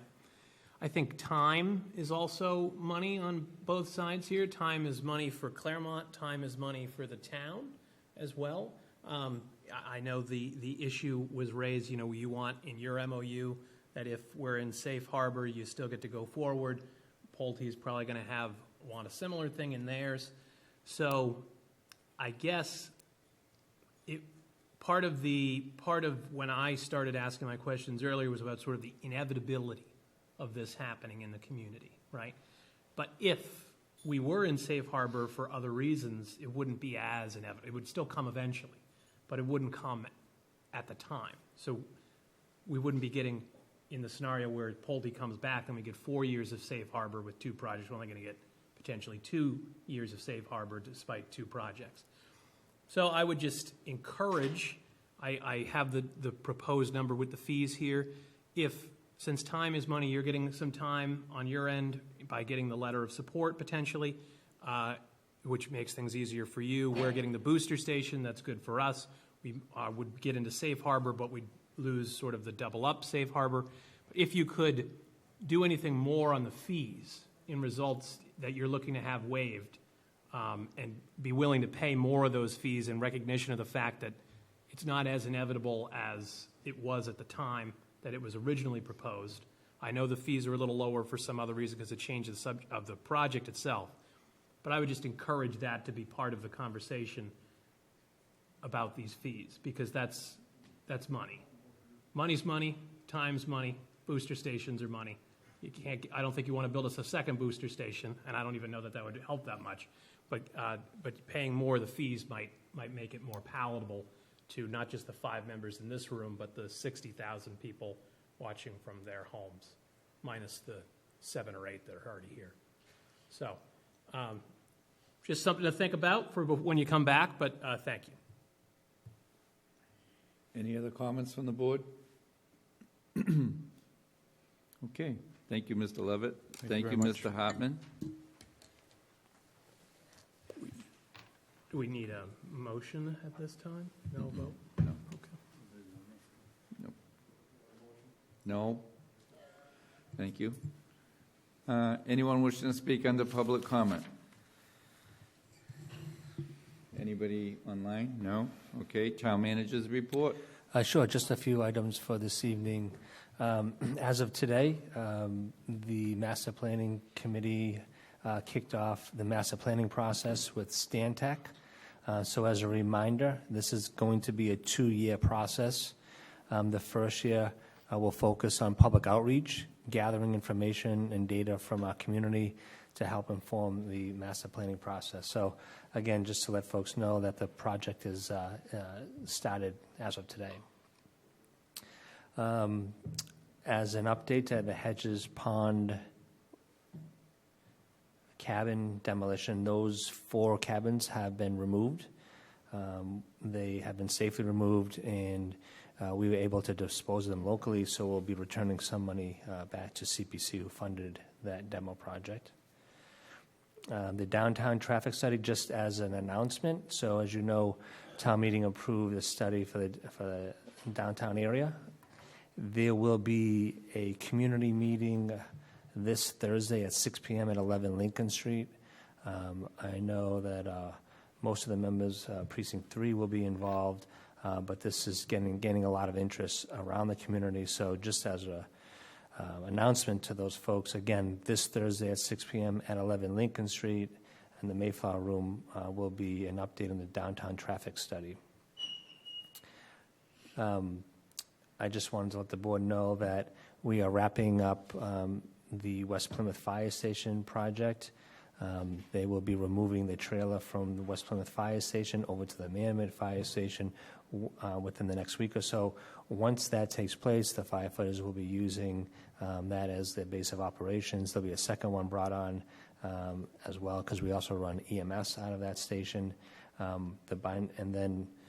We're expecting that project to be completed in October. So again, that's the Manamint project. We're expecting to be completed in October. That's going well. As you know, the West Plymouth Fire Station has been completed for some time now. We're just waiting for them to complete the landscaping, and we are planning for a June ribbon cutting ceremony over at West Plymouth Fire Station. And then, as another announcement, the Plymouth Public Schools are having their annual health and safety fair this Saturday will begin at 10 a.m. at North High School. So again, 10 a.m. at North High School, the health and safety fair will take place by the school department.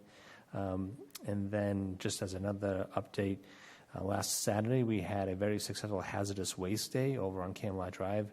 We had over 250 vehicles who attended a hazardous waste day. So that was very successful. And then just to kind of let the board know, so today we had our annual summer preparedness meeting, where annually we convene all the pertinent departments, fire, police, DPW, who were present to talk about preparations for this summer. So putting our beaches together, getting the barrels out, getting the trailer on Taylor Ave out for the bathrooms, getting the floats out in the harbor.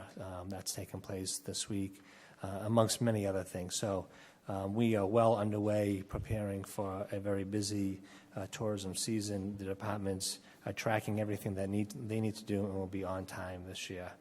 And then last, I just want to mention, many folks may have heard about a fire that took place in South Plymouth today. It was approximately 30 acres of land that was burnt. The fire department had to call in state officials from Department of Fire Services, local mutual aid. They had to use the state police helicopter to help locate, the tract of the fire. But I talked to the fire chief late this afternoon. The fire has been contained. There has been no damage to any homes. We had one small injury. That person's been transferred to the hospital and has been since discharged. So great job by our firefighters and those fire departments that provided mutual aid. Pending any questions, that's all I have this evening. Mr. Blitzer? Derek, when you had the meeting with Precinct 3, can you, well, Mr. Coyle is in the room too. I know you know about this, but the town green, there's some issues down there with the walkways and the shape of that. I know it's on, I believe it's, you have a plan for that? It was, so the walkway you're referring to, I think, is heaved in some areas. It definitely needs to be replaced. We know that. It's on our capital plan. I believe it's planned for either next year or the following year, but it's definitely, we do know about it, but we're only able to fund $10 million of capital this No, year. I got it, but maybe you can address it when you have that group there, because I talked to, they're very concerned about it, just the looks of it. If there's something we can do as a patch to prevent injury, we certainly can do Some that. liability issues from what I mean. I Sure. actually, they sent me pictures, I'll send them to you. Sure, happy to do that. Maybe if you're down that area, you can take a look at that. So they are concerned about it. Thank you. Yep. Any other questions for Mr. Brindisi? Okay, we're going to move along to new business. And if I may, Derek, what town meeting article number was the DeVeo? The Meg Ryko affordable housing was 16B. 16B, Harry's That's right. saying. And I just want to clarify for the record that the number of units that was spoken to town meeting, I believe, was incorrect. So if you could help me out here, tell us our options, and I'm going to bring it back to the board. Sure. So Article 16B was presented as a CPC article at the annual town meeting, as you all know. At the presentation, both verbally and in writing, a statement was made that the town would receive 40 units that would count towards its affordable housing inventory, although the request was approximately $900,000 to build 6 units by the Meg Ryko Development Corporation. It has since come to our attention that the town will only gain 6 units from that project. I mean, there's 6 units the town is paying for. Meg Ryko has paid for additional 4 other units. So in total, there'll be 10 units of affordable housing, but the town is paying for 6 of those units. So when this was brought to our attention, we did some research. Actually, town council and Mr. Hartman and I had a meeting, and we all agreed that given the presentation, and I would say the misrepresentation of the number of units, and the dialogue back and forth between town meeting members around how many units were going to count towards the affordable housing inventory, and what was the return on investment by our taxpayers, we, the 3 of us, believe that it's probably in the best interests of transparency to not implement that article as of yet, and work with CPC over the coming months and ask them to bring this article back in October for reconsideration. Thank you. Questions or comments from the board? Mr. Helm? First of all, Then Mr. Mahoney. your suggestion on delaying implementation, how do we go about doing that? Do we need to vote on that? So, as you know, town meeting appropriates funds. It's up to the administration to then go ahead and implement the will of those articles. In this situation, I think we can not implement it based upon our rationale. And I know that in the past, especially COPC, they've been concerned about the administration's slowness in implementing some of these articles. But I think, given what we've uncovered, this would be the most appropriate course of action. Well, I would agree with you on that. It was clear at town meeting that there is a heightened sense of need for affordable housing, but also what are we getting for what we pay for? And this representation, the difference between 6 units and 40 units, is egregious. And so I would agree with you doing what you need to do. But I would also like to oppose, this is not the only incident of misrepresentation, misinformation coming from the chairman of the CPC. And I would like to put on next week's agenda a discussion that the chairman attend our meeting and we have a discussion about what is going on with him and the CPC, ending in a possible vote to have him removed from the CPC. Well, Mr. Mahoney was next, and then Mr. Canty, and then Mr. Bledsoe. So I'm the Select Board designee to the Community Preservation Committee, and when the initial vote went down on this article, the number that the committee was voting on was 6. So somehow, post-vote, another 34 showed up. And that was only in the last couple of weeks before town meeting. I'm going to go into greater detail Thursday night at the next CPC meeting. Obviously, we all know that there was an increased emphasis on affordable housing articles. There was 3 of them. All 3 votes were flawed. They were all flawed. If you look at the industrial park vote, the majority, if not all of the committee, was under the impression when they were voting that we were getting credit for 26 units. After the vote, it turned into 0. And if you look at the 80 Makepeace vote, the initial vote was 4-2 to 1. After that vote, to their credit, 80 Makepeace, led by Mr. Gorsuka, read the room. They changed the location of the project. That is a significant variable. They changed the positioning of the building on the new lot. They addressed parking issues.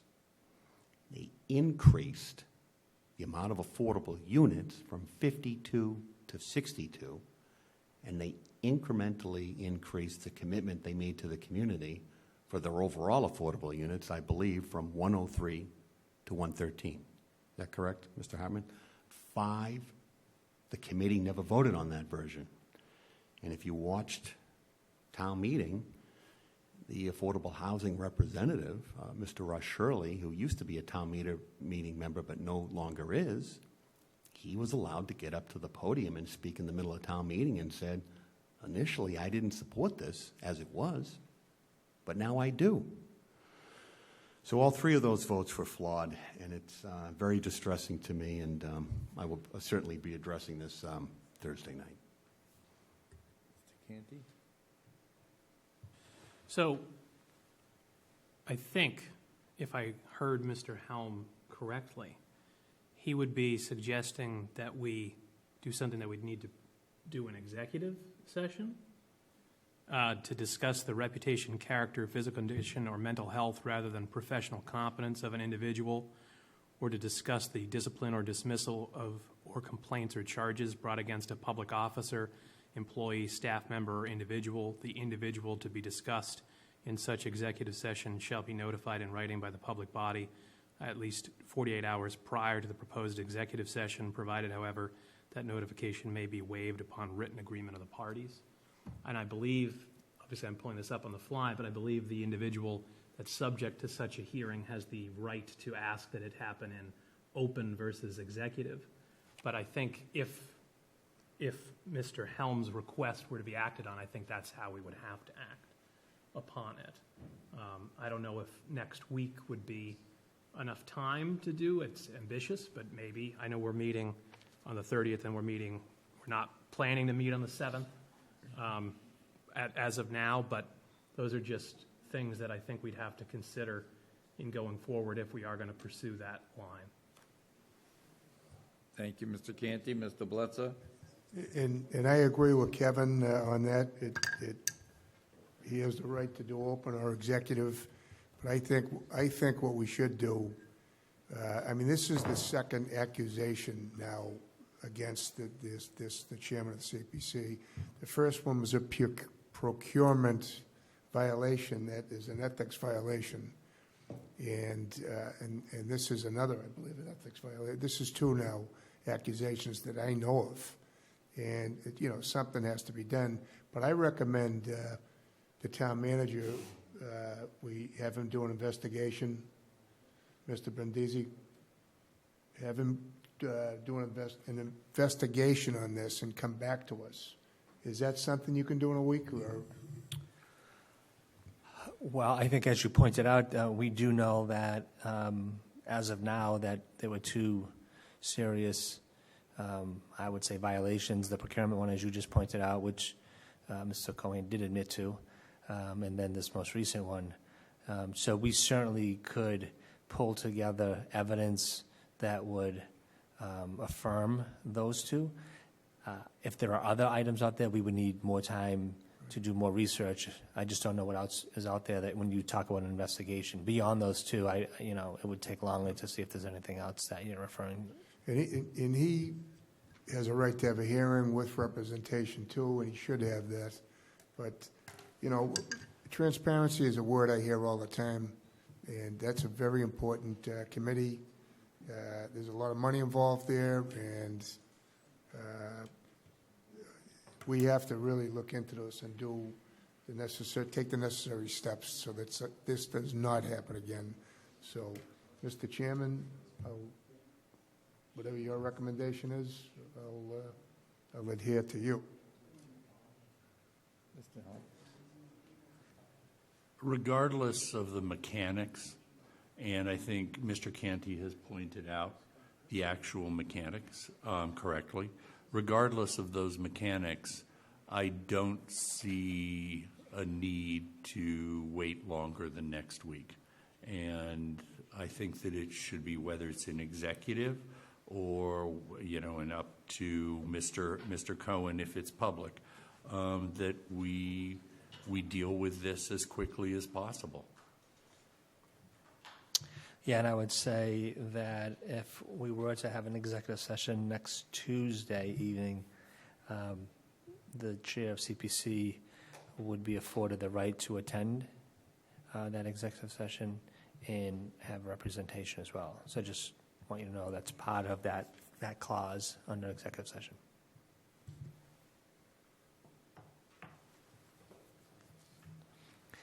Will of the board? So because this is new business, I would encourage you not to vote because it wasn't listed. However, I certainly can work with the chairman over the course of this week and to determine whether or not he wants to place this on executive session. And I do think a week might be ambitious for some of that determination. I know we were not planning on meeting on the 7th, but that means we have some availability, despite that means us taking another night of our lives away from other things. But just so that we're giving the other party the opportunity to respond appropriately, we don't want to be accused of moving too quickly just to adhere to a schedule. I just think maybe if we can do it next week, great. But if we get pushback on doing it next week, maybe that's not the hill we die on. Just something to think about. Mr. Chairman, I couldn't agree more. We have to do this properly. I want this done properly. So if we have to wait 2 weeks, fine. But let's do it right and proper. So he's got a long history with the town, and he deserves that. So anyway, thank you. Thank you. Duly noted. One other thing under new business, I'd like to get a presentation and a docket item on the Pine Hill Osmond and some zoning issues but around the power plant, Pine Hills, if you will. That's what I call them. Moving forward, but to be proactive rather than reactive. I think we need to know what our options are as a community, and I think we need to start having a conversation on what should be put in place so when the foot drops, we're ready, rather than trying to catch up. So I think we as a board, without going too far, have been very cooperative, but we also have a responsibility to the people in this community. And that's the road I want to go down. So I really don't know a whole lot about the Osmond. It's been a while. I'm sure John knows quite a bit about it, but Just the baseline. okay, right. So I need to know, how that, and my concern is how it rolls on to adjacent properties. That's really where I want to start. So And could I it's something to do just with, answer that real quickly? yeah, please. It's a vote of town meeting. And I understand that, and if it's a home rule petition, whatever it is. No, I'm just saying, so if the Pine Hills wanted to expand the Pine Hills development into the Holtec Right. property, Right. that's a vote of town meeting, a That- two-thirds vote of And town meeting. I can appreciate that. I still want to look at the Osmond and see what we have as a community as options to present to town meeting. Now, I don't have an issue with town meeting, but what I'm saying is, maybe the town doesn't want to expand anymore. Right, with and the that would Pine always Hills. be And a town dis- meeting, when I say the town. I can tell you because I work with them all the time, we have made it very clear to the developers of the Pine Hills development community that the town is not interested in looking at any further expansions. I think they're aware of that. And the only way that could ever happen is through a article through town meeting. And at this point, I'm confident to tell you they understand that their role now is to finish up what they've had and move forward with just completing what was granted. And again, to do something else would take a vote at town meeting. And I understand that totally. That's what I need to know. But I also want to look at the zoning, whether or not Pine Hills has interest in expanding. I want to see what all the options are and put them, so we as a community have to know that and plan for that. And of course, it's going to need town meeting. I don't think I can do it by myself. And I wasn't, simulating that. And maybe Pine Hills doesn't want to expand, and if that has something to do with what I'm asking. What I'm asking, I know there's an Osmond, and I want to know what the town's options are, and I want town meeting to know what their options are. That's all. Because there's other factors in there, without putting everything on the table, that this could affect, and that's really, if you can read between the lines, that's what I'm trying to say. So I just want to be ready in case other big land movements decide to make calls and sell property. That's all. That being said, anything else under new business? Okay. Letters? Old business? Motion to adjourn? So moved. All in favor? Aye. Okay, and we'll see you on April 30th. Thank you for watching and have a good week.